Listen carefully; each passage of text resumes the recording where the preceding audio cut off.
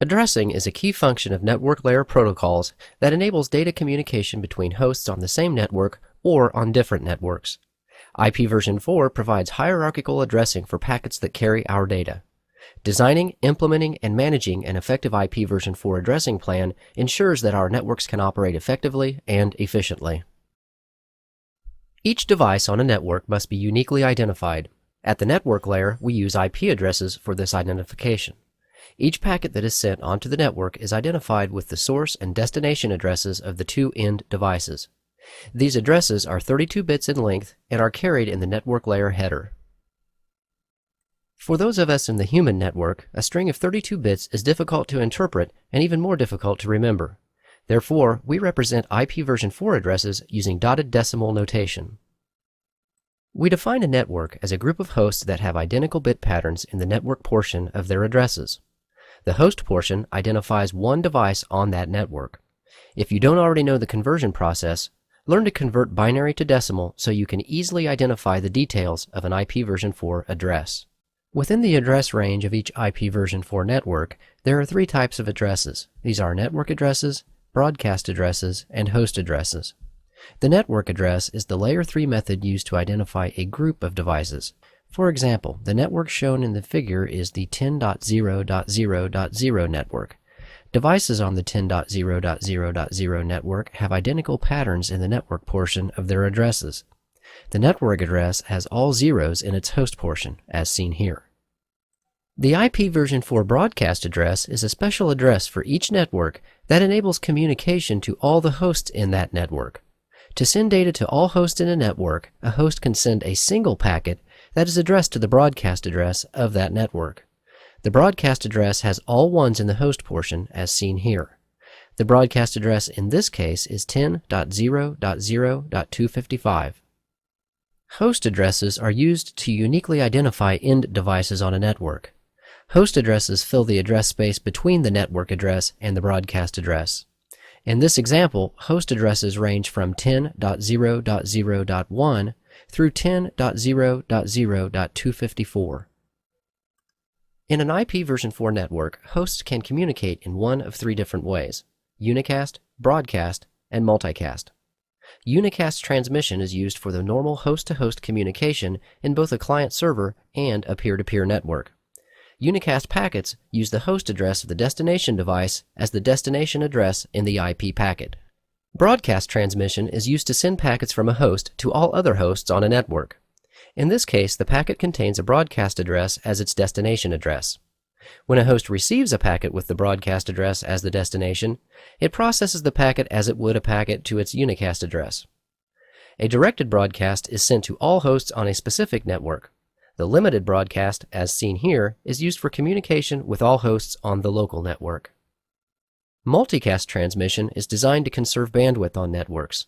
It reduces traffic by enabling a host to send a single packet to a selected group of hosts rather than sending multiple unicast transmissions to each host. IPv4 also includes blocks of addresses that are called private addresses. These addresses are designed to be used within an organization and are not used on the Internet. This graphic shows some examples: the 192.168 network, the 10 network, and the 172.16 network. Private addresses are used to extend the life of the IPv4 address space, which has been consumed by the proliferation of IP addressable devices. Privately addressed hosts that wish to communicate over the Internet must have their private addresses translated into public addresses. Network Address Translation, or NAT, is a service that converts private addresses to public addresses and vice versa. NAT is implemented on a device at the edge of the private network, typically a router. One popular example of NAT occurs on a home user's network. Home broadband networks use this service to translate the home network's private addresses into Internet-usable public addresses. Now let's look at a companion to the IP address called the subnet mask. The subnet mask is a 32-bit dotted decimal number that devices use to define the network and host portions of an IP address. Knowing the network portion of an IP address enables devices to make proper packet forwarding decisions. A binary 1 in the subnet mask means that the corresponding bit position in an IP address is part of the network portion. A binary 0 in the subnet mask means that the corresponding bit position in the IP address is part of the host portion. Subnetting is a technique that enables network administrators to create multiple networks from a single network address. In this graphic, the 192.168.1.0 network paired with the 255.255.255.0 subnet mask results in a host portion that supports a single group of 254 host addresses. However, you can use bits from the host portion to create multiple subnets from this single group. Network engineers refer to this as bit borrowing. In this case, the first bit of the original 8-bit host portion is used for subnet creation, which leaves 7 bits for host addresses. The borrowing is indicated by changing the first bit in the last octet of the subnet mask from a 0 to a 1, which results in the new subnet mask of 255.255.255.128.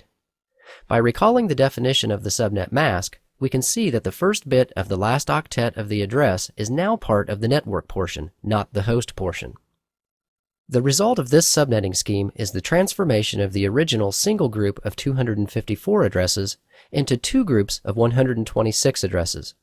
For each bit borrowed, the number of subnetworks doubles and the number of hosts in each subnet is cut in half. Subnetting is useful for broadcast containment, network organization, and creating security boundaries. Subnetting a subnet, or using variable length subnet masks, enables networkers to maximize addressing efficiency. When identifying the total number of hosts using traditional subnetting, we must allocate the same number of addresses for each subnet. In this example, the /27 mask leads to subnets capable of addressing 30 hosts. If addressing requirements necessitate fixed size address blocks, such a scheme would be efficient. However, these WAN links only need 2 addresses. Using a /27 mask for WAN links is highly inefficient because only 2 of the 30 available addresses are being used. VLSM enables network engineers to borrow a more appropriate amount of bits to more closely match the number of host addresses needed. In this graphic, you can see that subnet 6 has been further subnetted into 8 additional sub-subnets, each with only 2 host addresses. These small blocks of addresses can be applied to the WAN links that only require 2 host addresses. This method makes sure that host addresses are used more efficiently. This video offers an introductory examination of IP addressing. IPv4 addresses are hierarchical and can represent a complete network, a specific host, or the broadcast address of the network. Network engineers know that careful address planning is required to make the best use of an available addressing space. So get as much experience as possible with IP address allocation and subnetting.